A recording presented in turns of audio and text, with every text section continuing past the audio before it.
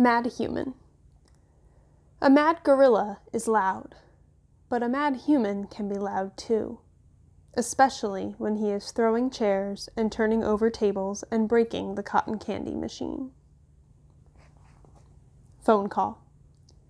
Mac is kicking a trash can across the food court when the phone rings. He answers it, red-faced and sweating. "What the?" he demands. He glares at me.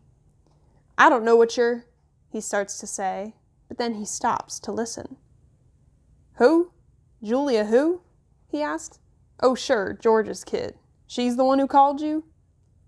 More talking. With the phone to his ear, Mac comes closer to my cage, eyeing me suspiciously. Yeah, he says. "He paints, sure. We've been selling his art for quite a while now." There's another long pause. "Yeah, absolutely. It was my idea." Mac nods. A smile starts at the corners of his mouth. "Photos? No problem. You want to see him in action? Come on down, have a look. We're open 365 days a year. Can't miss us. We're right off I-95. Mac picks up the overturned trash can. "Yeah, I think he'll be adding more pictures. It's what do you call it? A work in progress." When the call is done, Mac shakes his head. "Impossible," he says. An hour later, a man with a camera comes to take my picture. He is from the local paper, the one Julia called. "How about you take one of me with the elephant?" Mac suggests. He drapes his arm around Ruby's back, grinning as the camera clicks. "Perfect," the man says. "Perfect," Mac agrees.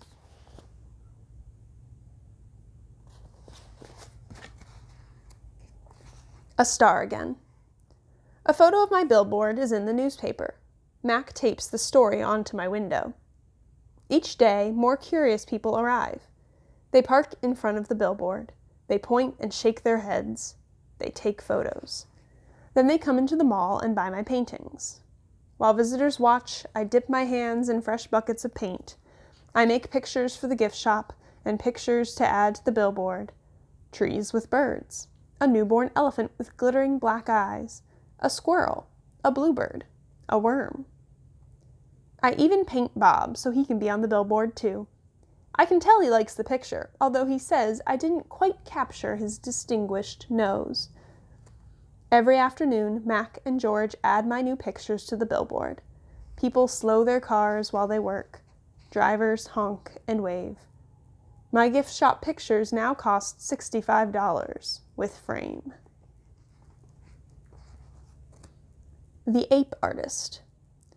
I have new names. People call me the Ape Artist, the Primate Picasso. I have visitors from morning till night, and so does Ruby. But nothing's changed for her. Every day at 2, 4, and 7, Ruby plods through the sawdust with Snickers on her back. Every night she has bad dreams. "Bob," I say, after I've soothed Ruby to sleep with a story, "my idea isn't working." Bob opens one eye. "Be patient." "I'm tired of being patient," I say. Interview. This evening, a man and woman come to interview Mac and also George and Julia. The man has a large and heavy camera perched on his shoulder. He films me as I make my pictures. He films Ruby in her cage with her foot roped to the bolt in the floor. "Mind if I take a look around?" he asks. Mac waves his hand. "Be my guest." While Mac and the woman talk, the cameraman walks through the mall. He pans his camera right and left, up and down. When his eyes fall on the claw stick, he stops. He trains his camera on the gleaming blade. Then he moves on. The early news.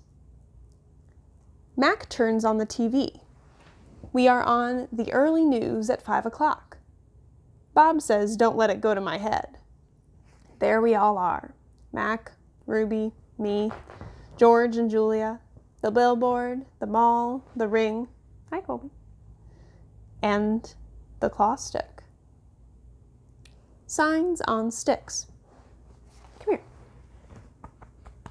Come here. In the morning, several people gather in the parking lot. They're carrying signs on sticks. The signs have words and pictures on them.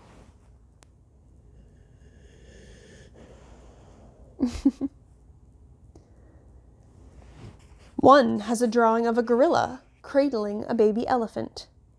I wish I could read. More people with signs come today. They want Ruby to be free. Some of them even want Mac to shut down the mall. In the evening, George and Mac talk about them.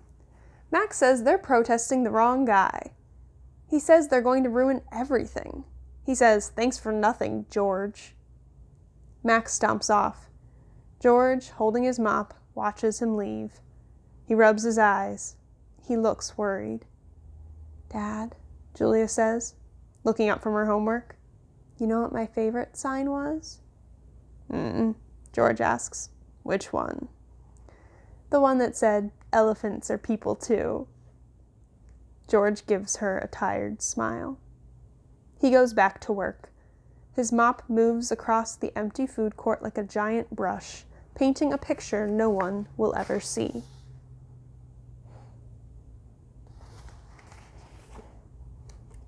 Check marks. A tall man with a clipboard and pencil comes to visit. He says he is here to inspect the property. He doesn't say much more, but he makes many check marks on his paper. He looks at my floor. Check. He examines Ruby's hay. Check. He eyes our water bowls. Check. Mac watches him, scowling.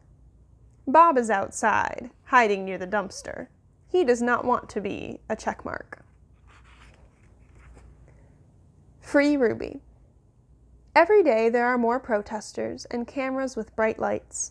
Sometimes the people carrying signs shout, "Free Ruby! Free Ruby!" "Ivan," Ruby asks, "why are those people yelling my name? Are they mad at me?" "They're mad," I say, "but not at you." A week later, the inspecting man comes back with a friend, a woman with smart, dark eyes like my mother's. She has a white coat on, and she smells like lobelia blossoms. Her hair is thick and brown, the color of a rotten branch teeming with luscious ants. She watches me for a long time. Then she watches Ruby. She talks to the man. They both talk to Mac. The man gives Mac a sheet of paper. Mac covers his face. He goes to his office and slams the door. New box. Something strange is happening. The white-coated woman is back with other humans. They place a large box in the center of the ring. It's Ruby-sized. And suddenly, I know why the woman is here. She's here to take Ruby away. Training. The woman leads Ruby to the box. She places an apple inside. "Good girl, Ruby," she says kindly. "Don't be afraid." Ruby inspects the box with her trunk. The woman makes a clicking sound with a little piece of metal she is holding in her hand. She gives Ruby a piece of carrot. Each time Ruby touches the box, she gets a click and a treat. "Why is she making that clicking noise?" I ask Bob. "They do that to dogs all the time," Bob says. I can tell he doesn't approve. It's called clicker training. They want Ruby to associate the noise with the treat. When she does something they want, they make that noise. "Great job, Ruby," the woman says. "You're a quick study." After many clicks and carrots, she takes Ruby back to her cage. "Why is that lady giving me carrots when I touch the box?" Ruby asks me. "I think she wants you to go inside," I explain. "But there's nothing inside," Ruby says, "except an apple." "Inside that box," I say, "is the way out." Ruby tilts her head. get it. See the picture of the red giraffe on the box? I think the lady is from the zoo, Ruby. I think she's getting ready to take you there. I wait for Ruby to trumpet with joy, but instead she just stares at the box in silence. I'm not sure you understand. That box might be taking you to a place where there are other elephants, I say. A place with more room and humans who care about you. But even as I say these words, I remember with a shudder the last box I was in. I don't want a zoo, Ruby says. I want you and Bob and Julia. This is my home. No, Ruby, I say. This is your prison. Poking and prodding. The lady comes again. She brings an animal doctor with an awful smell and a dangerous-looking bag. He spends an hour with Ruby, poking and prodding. He looks at her eyes, her feet, her trunk. When he's done with Ruby, he enters my cage. I wish I could hide under knot tag like Bob. Instead, I do a nice loud chest beat, and after a moment the doctor retreats. We're going to need to put this one under, he says. I'm not quite sure what he means, but I strut around my cage feeling victorious anyway. No painting. No one asks me to paint today. No one asks Ruby to perform. There are no shows, no visitors unless you count the protesters. Max stays in his office all day. More boxes. I wake up from a long morning nap. Bob is on my belly, but he isn't asleep. He's watching the ring where 4 men are placing a large metal box. It's me-sized. What's that? I ask, still blurry from sleep. Bob nuzzles my chin. I believe that box is for you, my friend. I'm not sure what he means. Me? They brought in a bunch of boxes while you were sleeping. Looks to me like they're taking the whole lot of you, he says casually, licking a paw. Even Thelma. Taking? I repeat. Taking us where? Well, some to the zoo, probably. Others to an animal shelter where humans will try to find them homes. Bob shakes himself. So, I guess all good things must come to an end, huh?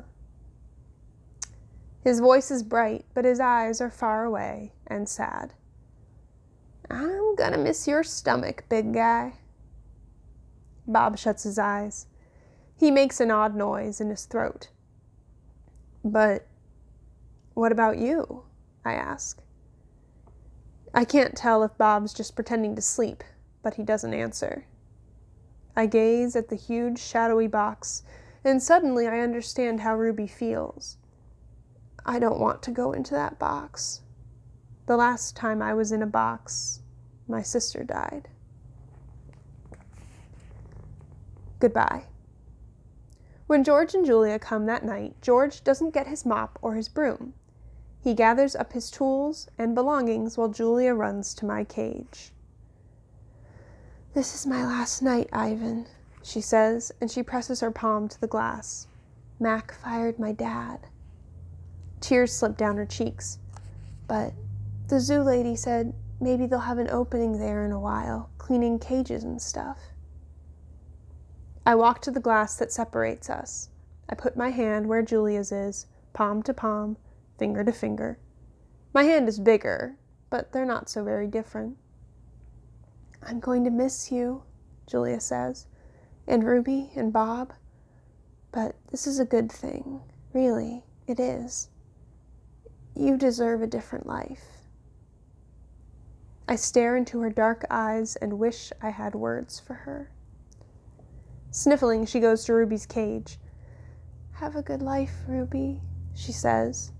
Ruby makes a little rumbling sound. She puts her trunk between the bars and touches Julia's shoulder. Where is Bob anyway? Julia asks. She looks around, under tables, in my cage, by the trash can. Dad? She calls. Have you seen Bob? Bob? No, George says. Julia's brow wrinkles. What's going to happen to him, Dad? What if Max shuts down the whole mall? He says he's going to try to keep it open without the animals, George says. He stuffs his hands in his pockets. I'm worried about Bob too, but he's a survivor. You know what, Dad? Julia gets a gleam in her eye. Bob could live with us. Mom loves dogs, and he could keep her company, and... Jules, I'm not even sure I have a job yet. I may not even be able to feed you, let alone some mutt. My dog walking money. Sorry, Jules. Julia nods. I understand.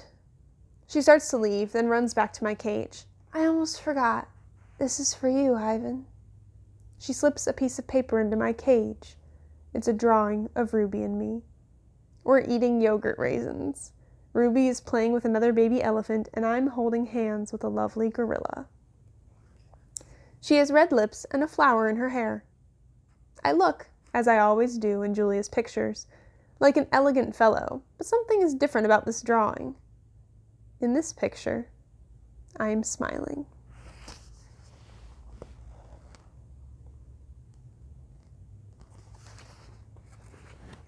Click. The door to my cage is propped open. I can't stop staring at it. My door. Open. The giant box has been moved, and it's open too. The humans have pushed it up against my doorway. If I walk through my door, I enter their box. The zoo lady, whose name is Maya, is here again. Click. Yogurt raisin. Click. Tiny marshmallow. Click. Ripe papaya. Click. Apple slice. Hour after hour. Click after click. I look out over at Ruby. She waits to see what I will do. I touch the box. I sniff the dark interior where a ripe mango awaits. Click, click, click. I have to do it. Ruby is watching me from between the bars of her cage, and this box is the way out. I step inside. An idea. After I leave the box and step back into my cage, I get an idea. A good one. I tell Bob he could sneak into my box with me and live at the zoo. Have you forgotten? I'm a wild beast, Ivan, he says, sniffing the floor for crumbs. I am untamed, undaunted. Bob samples a piece of celery and spits it out. Besides, they'd notice. Humans are dumb, but they're not that dumb. Respect. Ivan, Ruby says, do you think the other elephants will like me? I think they'll love you, Ruby. You'll be part of their family. Do you think the other gorillas will like you? Ruby asks. I'm a silverback, Ruby, a leader. I pull back my shoulders and hold my head high. They don't have to like me. They have to respect me. Even as I tell her this, I wonder if I can ever command their respect. I haven't had much practice being a real gorilla, much less a silverback. Do you think the other elephants will know any jokes? If they don't, I tell her, you can teach them. Ruby flaps her ears. She flicks her tail. You know what, Ivan? What? I ask. I think I'm going to go in the box tomorrow. I gaze at her fondly. I think that's a great idea, and I think Stella would have agreed. Do you think the other elephants will know how to play tag? I love tag. Me too, I say. And I think of my nimble sister racing through the brush, always just out of my reach. Photo. Late at night, Mac opens my cage. The full moon falls on his sagging shoulders. He seems smaller somehow. Bob, instantly alert, leaps off my stomach and dives under knot tag. Don't bother hiding, dog, Mac says. I know you sleep in here. Max settles onto my tire swing.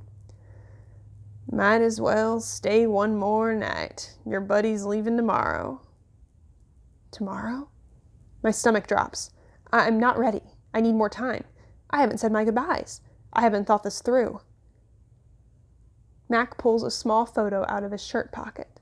It's me when I was young. Mac and I are in the front seat of his convertible. I'm wearing a baseball cap and eating an ice cream cone. I was a handsome lad, but I have to admit I look ridiculous. Nothing like a real gorilla. We had some laughs, didn't we, Guy? Max says. Remember when we went on that roller coaster? Or that time I tried to teach you to play basketball? Max shakes his head, chuckling. You had a lousy jump shot. He stands, sighs, looks around. He puts the photo back in his pocket. I'm gonna miss you, Ivan, he says, and then he leaves. He doesn't look back.